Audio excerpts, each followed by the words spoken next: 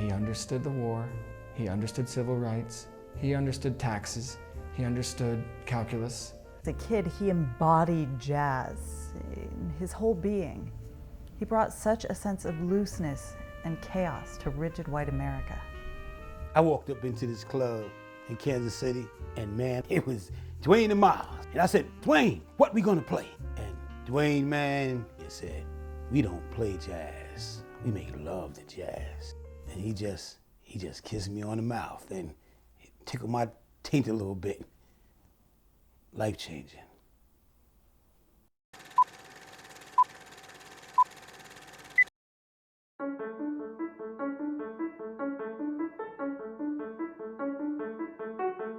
My name is Art Fisher, and we're about to do something amazing. And then Bernadette would say, I have to go to the bathroom. And often they were having sex.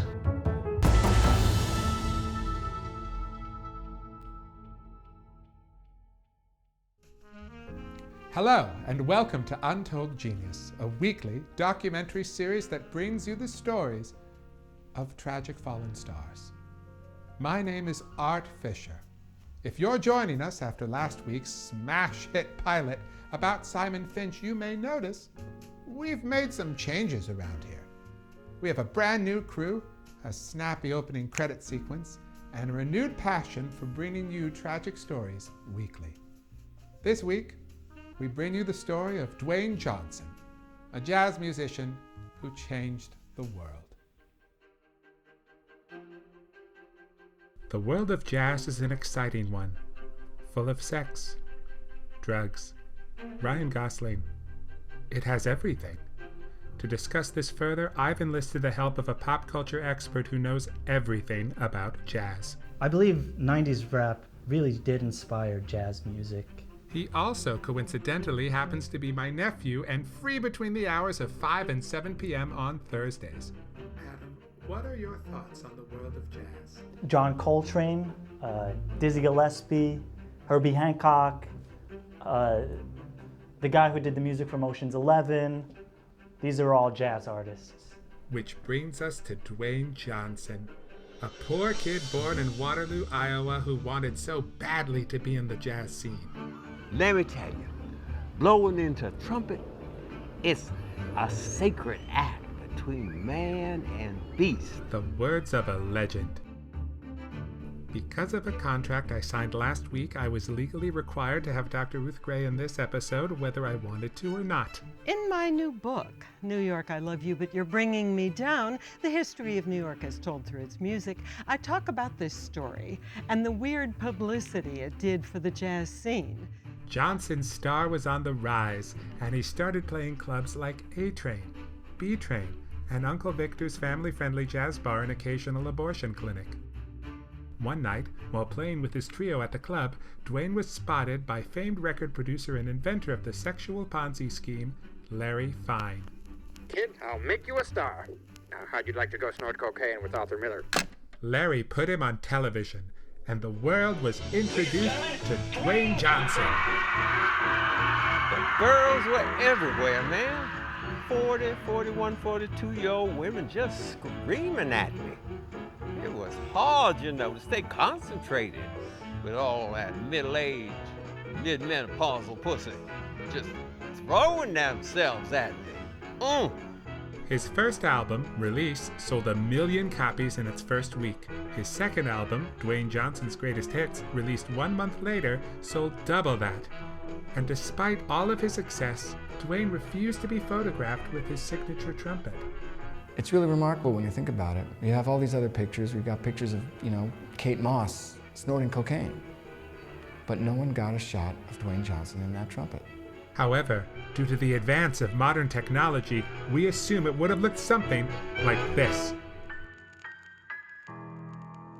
But as Dwayne rose to success, the world around him changed drastically. It was the first Vietnam War.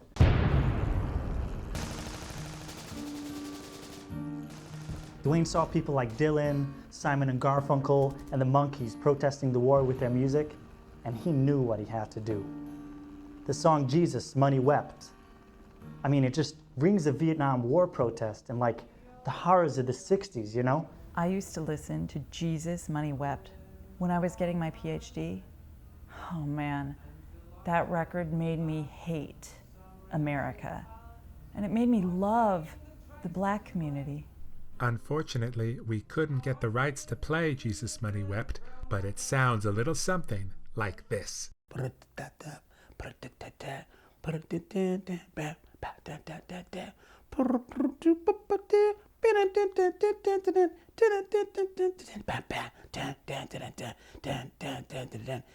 The song Jesus Money Wept took Dwayne Johnson from simple jazz trumpet player to Vietnam protest player extraordinaire.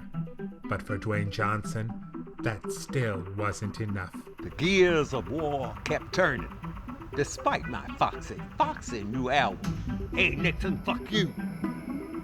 I knew I had to take it to the next level.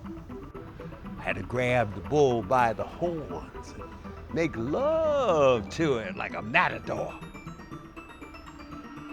Dwayne Johnson was about to make a big decision.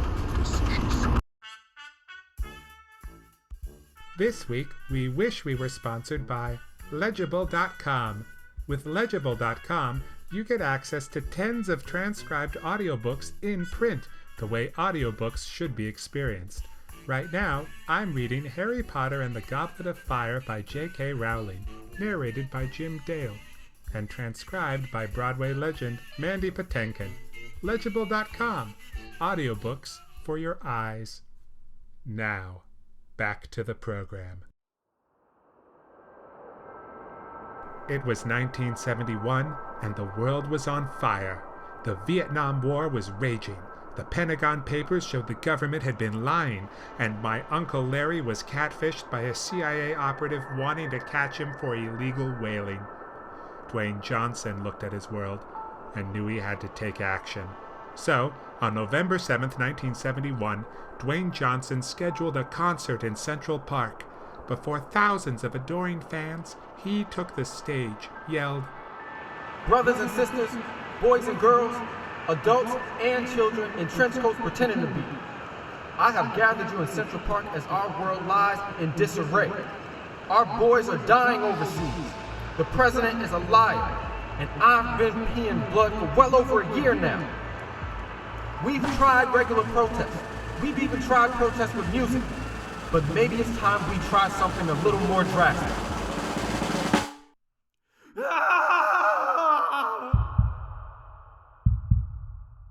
Dwayne Johnson ate both of his fists in front of thousands of adoring fans. Johnson, now fistless, could never play the trumpet ever again. It made no sense. It was very bizarre. You don't think there was something beautiful to it? To the protest? No. He swallowed his own fists. Does nobody realize how ineffective that is? But historians were shown to not have all the answers when I interviewed Mr. Johnson about his chilling choice. I mean, what else was I supposed to do? There was nothing. Nothing, you see. How did you do it? I just shoved them in my mouth and bit really, really hard until they came off. I remember when he first came, he telling me what he was gonna do. I said, nope, don't do it. That sounds objectively stupid. But Johnson, he never listened to no one. Dwayne Johnson was so many things. A jazz man, a Vietnam War protester, a self-inflicted amputee.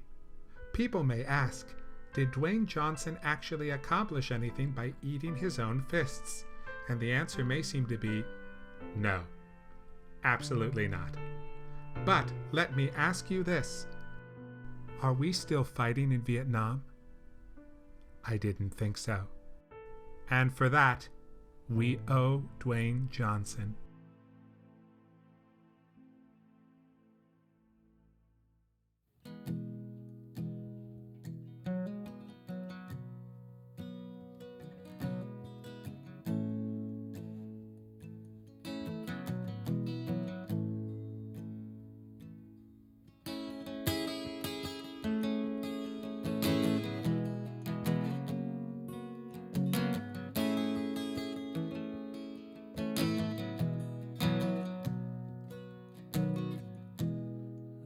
smoking on the pavement.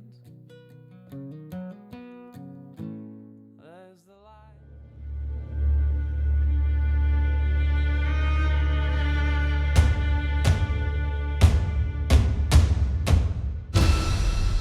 What are you? What should I do? This interview's done. I'm done. I'm done. You don't know can't anything. run from You're a the truth. liar. You don't know anything.